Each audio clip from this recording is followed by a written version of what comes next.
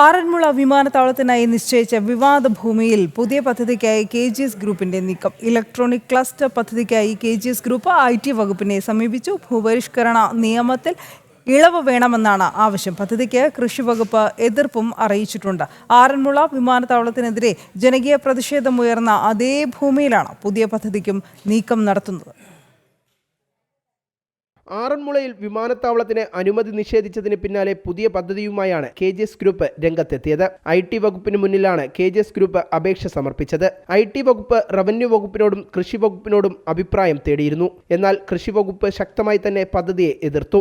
ഇവിടെയാണ് electronic cluster പദ്ധതിക്ക് KGS group അനുമതി തേടിയത്. തണ്ണീർത്തട നിയമത്തിലും ഭൂപരിഷ്കരണ നിയമത്തിലും ഇളവ് വേണമെന്നാണ് ആവശ്യം. പദ്ധതി പ്രദേശത്തെ 90% സ്ഥലവും നിലമാണ്. പുതിയ പേരിലാണ് KGS ഗ്രൂപ്പ് അനുമതിക്കായി IT വകുപ്പിന് അപേക്ഷ സമർപ്പിച്ചത്. TOFL പത്തനംതിട്ട ഇൻഫ്ര ലിമിറ്റഡ് എന്ന പേരിലാണ് അപേക്ഷ സമർപ്പിച്ചത്. കമ്പനി 334 ഏക്കറിലാണ് ഭൂപരിഷ്കരണ നിയമത്തിൽ ഇളവ് തേടിയിരിക്കുന്നത്. പത്തനംതിട്ട ജില്ലാ കളക്ടറോട് സർക്കാർ മുൻപ് ഇതിന്മേലുള്ള റിപ്പോർട്ട് തേടിയിരുന്നു.